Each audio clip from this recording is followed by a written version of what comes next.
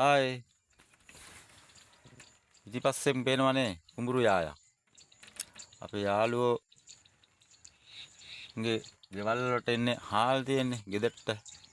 කොළඹ නුවර හැමතැනටම එන්නේ මේ කුඹුරු යායෙන් එන වී හාල් බවට පරිවර්තනය කරලා ඔයාලගේ ගෙදරට එනවා.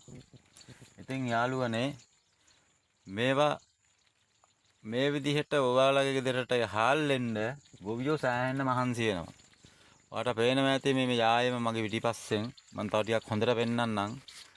මම බලන්න මේ අලි එහෙම ඉන්න මට අලි රකින්නවා ගොඩක් දේවල් මේ පැත්තේ කුඹුරු වල මේ විදිහට රකින්න මේ පොළොන්නරු දිස්ත්‍රික්කයේ කුඹුරු යායක් මේ වෙන්නන්නේ. අර ඔය පැත්තේ ආයතින් පේන්නේ තනිකර කැලේ. ඔය කැලේ වැටමායිමේ අයිනේ දිගේ තමයි අලි එන්නේ. අලි ආපුවම ළඟදී නම් අලි වැටක් යනවා කියලා ආණ්ඩුවෙන් කියනවා. මේකේ දවල්ටත් සමහර දවස් වලට පැනලා අලි කනවා මේකේ. ඉතින් යාළුවනේ ඕලා ගෙදෙට්ට එන හාල් ටික මේ කුඹුරු වලින් තමයි ගන්නෙ. ඒකට ගන්න සෑහෙන මහන්සියක් වෙහෙසක් දරනවා මාස 6ක විතර කාලයක්.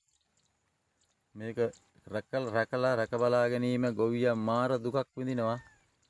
රෑ නිදි මරාගෙන අලි මේ එහා පැත්තේ අර කෙරවලට වෙන්න අලි කාලක් තියෙනවා.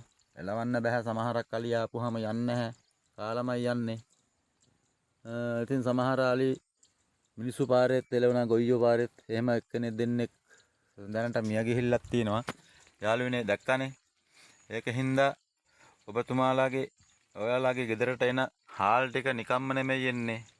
ගොවියන්ගේ අතේ තමයි මේ තියෙන්නේ. මේ දවස්වල පොඩි අවඩක් එනවා දේශගුණයෙන් අපිට ගොවියන්ට.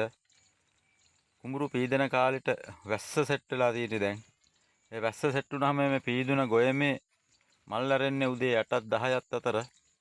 ඒ අරන වෙලාවට වැස්සාපුවාම වී යටේ සම්පූර්ණම දියබොල් වෙනවා. එතකොට වී කළු වෙලා මේ දැනටම තියෙනවා මෙතන දැනගන්න පුළුවන් මේ දැන් පීදන ගොයම මේක දැනටම මේ වස්ස සාමාන්‍ය දැනවත් පින්න වැටෙනවා.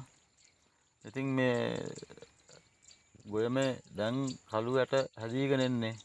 පිරිවදින්න ඉස්සර වැස්සහම වී යට බොල් වෙලා දිය බොල් වෙලා අපි ගන්න ප්‍රමාණය බලාපොරොත්තු වෙන අස්වැන්න ප්‍රමාණය අඩු වෙනවා. සබහා දහමෙන් දෙන දායද තමයි යාළුවනේ අපිට මේවා. ඉතින් යාළුවනේ මේ පාර වී ඇස්සන සමහර විට ගිය කන්නට වැඩිය අඩු වෙන්න පුළුවන්. මොකද දිට්ඨා සුලිකුණාටුවට කුඹුරු සෑහෙන්න විනාශ වුණා. ඊට පස්සේ ලෙඩ රෝග හැදුනා. මේ මට ඉදිරිපසෙන් තියෙන කුඹුරක් ඒ කුඹුරෙත් ඔය ලෙඩ හැදිලා දැන් තමයි මට අපිට ඉස්සෙල්ලා වැඩ කරපු කුඹුරක් දැන්ත එක පීදෙන්නේ.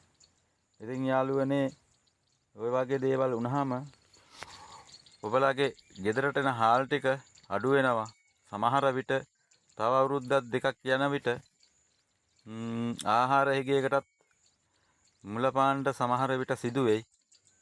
ඒකට මේ ආණ්ඩුවත් දැම්මම ඉඳලා මොකක් හරි වැඩපිළිවෙලක් යෙදුවොත් හොඳයි කියලා තමයි කියන්නේ යාළුවනේ. බයි.